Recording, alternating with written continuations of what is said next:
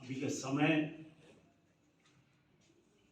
जैसा है उसके बारे में हमें बात करनी होगी, तब जाकर आपके आज के विषय से न्याय हो पाएगा। मैं अपनी बातचीत की शुरुआत निराला के समय से, अपने समय से मुखामुखम स्थापित करने से करना चाहता हूँ। और इसके लिए मुझे एक कविता अच्छी लगती है, वो मैं आपको सुनाना चाहता हूँ। कविता निराला की है और आपके अपने आज के मिजाज पर फिट बैठेगी। पूरे हफ्ते आप लोग, ये प्रेम का एक हफ्ता चल पड़ा है, तो प्रेम वगैरह में आप हफ्ता गुजार रहे हैं। और यहाँ हिंदुस्तान में जिस दिन निराला का जन्म हुआ, वसंत पंचमी, उस दिन से गुलाल और अबीर उड़ाया जाता है। और ये भी मानते हैं कि उस दिन से एक प्रेम का मौसम शुरू होता है। तो वसंत की बड़ी कविताएं हैं। आप निराला की प्रेम कविताओं के बारे में मुझसे ज़्यादा जानते हैं, लेकिन आज जो मैं आपको कविता निराला की सुनाऊंगा वो है तो प्रेम कविता ही, लेकिन आपने निश्चित ही नहीं सुनी होगी। बम्हन का लड़का, मैं उसको प्यार करता हूँ। जात की कहारिन वह, मेरे घर की है पनिहारिन वह। आती है होते तड़का, उसके पीछे मैं मरता हूँ। कोयल सी काली, अरे चाल नहीं उसकी मतवाली। ब्याह नहीं हुआ तभी भड़का, दिल मेरा मैं आहे भरता हूँ। रोज आकर जगाती है सबको, मैं ही समझता हूँ इस ढप को। ले जाती है मटका बड़का, मैं देख देख कर धीरज धरता हूँ। इस कविता के आपके लिए जो भी अर्थ हो, मेरे लिए ये कविता बांधो न नाव इस ठाव बंधु के शिल्प में लिखी हुई जान पड़ती। एक और दूसरे, इस कविता में मुख्य रूप से जो अर्थ पैदा होता है वो मैं और वह से होता है। जो मैं है वो बामन है और जो वह है वो कहारिन है।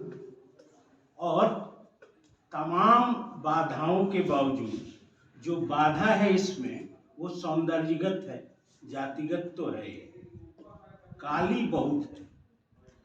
तो सामान्य तौर पर जो हिंदी पट्टी के पुरुष हैं वो किसी स्त्री के काले होने को सौंदर्य की निशानी नहीं मानते। मैं किसी रंगभेद की तरफ इशारा करके नहीं कह रहा हूँ, आप मुझे अगर आपको लगता हो तो माफ़ करेंगे। मैं हिंदी पट्टी के पुरुषों के सौंदर्य बोध की बात कर रहा हूँ। दूसरी बात कि चाल मतवाली भी नहीं है, जाहिर है, तो ये तो आकर्षण ऐसा कुछ नहीं है। लेकिन फिर एक कारण बताया है कि ब्याह नहीं हुआ इसलिए भड़का। आपको क्या लगता है इस कविता में कौन सा प्रेम है? इस कविता में जो प्रेम है उसके बारे में आप किसी भी छायावादी संस्कार से बोलें, अंबर पनघट में वो रही तारा घट उषा नागरी टाइप, या बाले तेरे बाल जाल में, ये कविता उससे बहुत दूर जा पड़ने वाली कविता। ये कविता पहली बार मनुष्य को मनुष्य मानने की कविता है। और ये मानने की कविता है कि मनुष्य के शरीर में दरअसल अवस्था विशेष में कुछ रसायन गति करते हैं। वो किशोरावस्था हो सकती है, वो नौजवानी हो सकती है, और उन रसायनों की उथल पुथल से एक आकर्षण जन्म लेता है। तो ये जो अनुभव है बिल्कुल पार्थिव अनुभव, मिट्टी का अनुभव, मिट्टी से पैदा होता अनुभव, इसी अनुभव के स्वीकार की ये कविता है।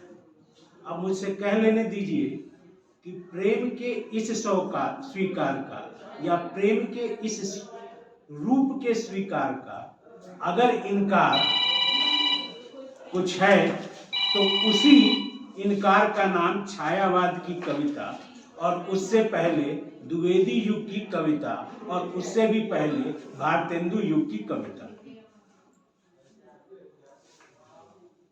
आपके शरीर के साथ जो हो रहा है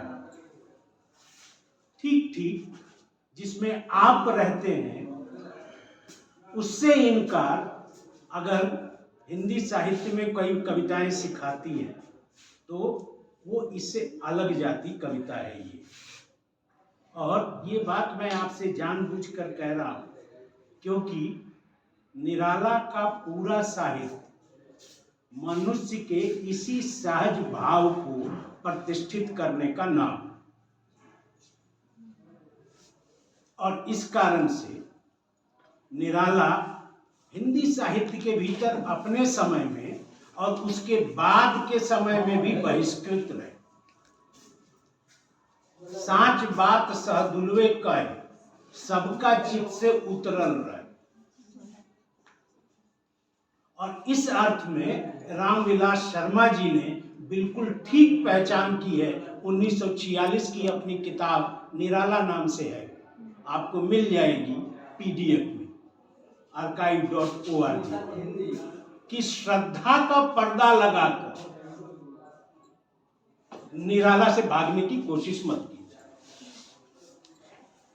और ये उन्हीं की पंक्ति है अपने मूल्यांकन में कि निराला ने जो नई लीक खींची है हिंदी का आगे का साहित्य उसी पर चले।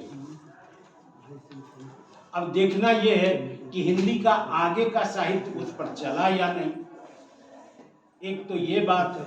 और इसी के साथ मैं आपसे ये भी बात कह दूं अपनी बात की पुष्टि में कि निराला से भागने का एक बड़ा लक्षण तो ये है कि आप में से किसी ने जो कविता मैंने सुनाई वो निराला के नाम से नहीं पढ़ी। ये कविता कहाँ मिलेगी आपको?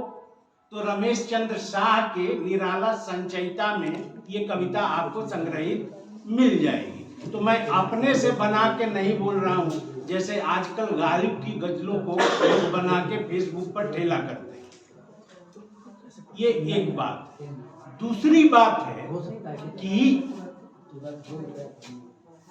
आपने पाठ्य पुस्तक में ये कविता इसलिए नहीं पाई क्योंकि ये कविता आपकी उस राजनीति का पर्दाफाश करती है जो पाठ्य पुस्तकों की हुआ करती है। पाठ्य पुस्तकों की एक निश्चित राजनीति हुआ करती। तो पाठ्य पुस्तक अगर आपको आपके ग्रेजुएशन के दिनों तक मानते हैं कि ऐसी कविताओं को पढ़ने से आपके मन में विकार पैदा होगा, मेरी अपनी प्रिय भाषा में आपका चरित्र भ्रष्ट हो जाएगा, तो वो आपको नहीं पढ़ने को देंगे। और क्यों मानती है वो पूरी व्यवस्था कि आपका चरित्र भ्रष्ट हो जाएगा?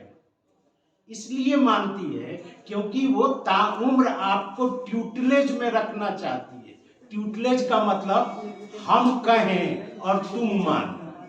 तुम अपने से किसी दिन बिल्कुल सोचना मत शुरू कर देना। जिस दिन अपने से सोचना शुरू करोगे उस दिन गड़बड़ हो जाएगी। इसलिए आप राम की शक्ति पूजा पढ़ लें, आप तुलसीदास भी पढ़ लें, आप जूही की कली भी पढ़ लें। इससे भारतीय राष्ट्रवाद, उसके भीतर रहने वाले पुरुषों और स्त्रियों को और उनके मर्यादा बोध को जरा भी संकट नहीं।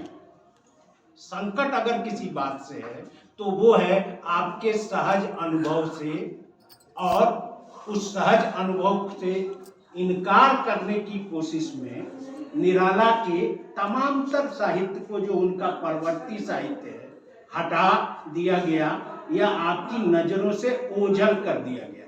वो आज भी आपको सुनने के लिए या पढ़ने के लिए सहज नहीं मिलता। अगर मिलता हो तो मुझे बताइए, मैं एक कहानी का जिक्र करता हूँ। वो कहानी अगर आप लोगों ने हाल फिलहाल पढ़ी हो या आपके किसी शिक्षक ने उस कहानी के बारे में बताया हो। कहानी का नाम है श्रीमती गजाधर शास्त्रिणी जी। ये नाम काफी व्यंग्यात्मक है। और मैं क्यों कह रहा हूं कि ये आपको नहीं पढ़ने को मिली होगी या आपके किसी शिक्षक ने उसको चर्चा में नहीं रखा होगा, इसलिए क्योंकि ये आप जिस धर्म में रहते हैं उस धर्म में जो धंधा पनपा हुआ है उसके पाखंड को बड़े प्रेम से खोलने वाली कहानी। तो इसकी शुरुआत ही धर्म शब्द के ऊपर व्यंग करने से होती, जो निराला अपने समय में होता हुआ देख रहे थे। वीरेंद्र ने ठीक कहा, आज समाज की तरफ इशारा करके उसको हिंदू महासभा का भी नाम लेना चाहिए था और उसको कांग्रेस का भी नाम लेना चाहिए था। निराला का ये अपना समय है। मैं गजाधर शास्त्री वाली जो कहानी है उसके बारे में उसी कहानी से कुछ टुकड़े आपको पढ़ के सुनाता और मैं आपसे आग्रह करता हूं कि उस कहानी को जरूर पढ़िए।